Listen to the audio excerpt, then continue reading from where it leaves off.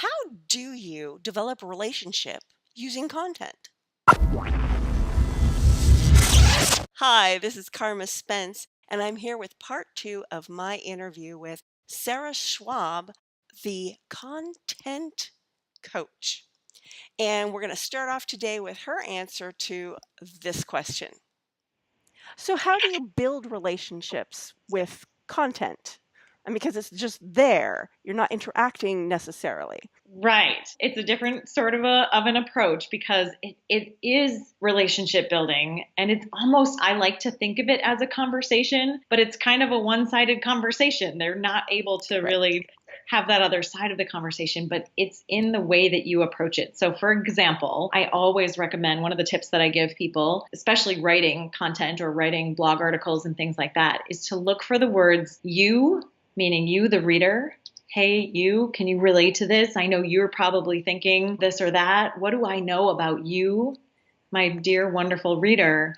And then also the word I.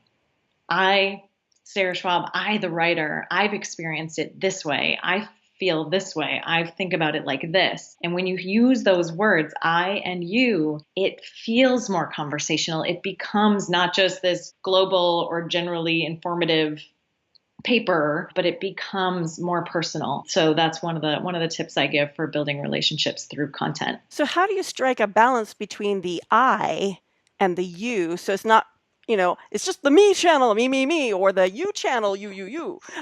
Yes. Yeah. No, we look for both for sure. And then truthfully, the meat of the content still has to be the meat of the content. You've got to deliver that value, share the concept, or teach them something new, provide that shift. And so the I often fits in. It's not, the whole thing isn't an I story, but maybe in one of the sections, it's an I example. This Okay. is how I might illustrate this, how it happened to me. Or, maybe it's how it happened to one of my clients. I was working with this person and it went like this. I think of it as sprinkling. You want to sprinkle it in. It's not Okay. it's not your autobiography. Yeah, that would probably get a little boring after a while. Well, and just not super productive, and honestly not relationship building. The you part, I think, is actually more challenging for people sometimes. It Mhm. is easy to get on the I pedestal, but who are you really talking to? Can you keep their perspective in mind? Why are they reading this in the first place? What do they need? What are they struggling with? What are they asking? And really staying in that mindset of who is that reader and how can you reach and speak to them? One of the things I created is a topic starter list, a list of 40 topic starters, and it is broken into the you section and the I section to really ask triggering questions first about them. Who are your people that you're speaking to, and what do you know about them, and what do they care about, and what does that look like in their life? Really neat ideas to get some juices flowing around that. And then the I section as well, because for some people it's harder to share their own. They can share their knowledge. Mhm. They don't want to necessarily share their own personal, I thing. It feels vulnerable. So Right. there's a bunch of questions to get people to open up or think about what could I share from my perspective.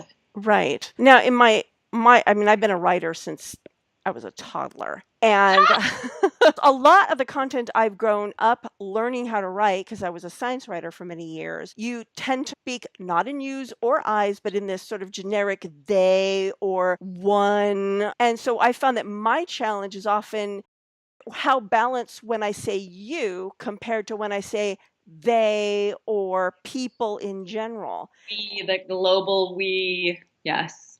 So, have you had other clients that have this challenge, and how have you helped them?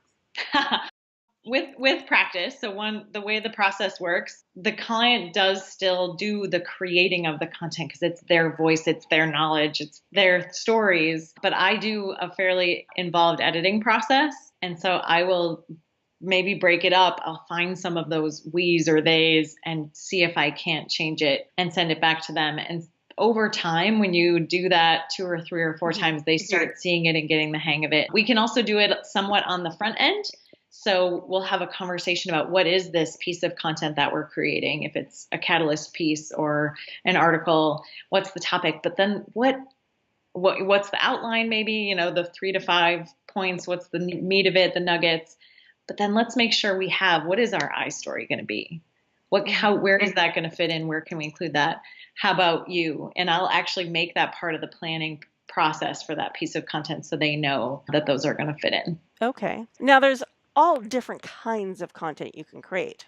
And it seems to be exponentially growing now that you have YouTube, and like video is easy, and there's still audio, and there's written, and there's pictures, there's infograms, and oh, how does someone decide what is the best kind of content to provide this piece of information? I hope you enjoyed today's segment, and I hope you'll come back tomorrow for the next one when she answers that last question. If you like this video, please give it a thumbs up on YouTube and let me know in a comment below. I really sincerely hope that the content in today's video will help you move forward in your content creation. And as always, think outside the box.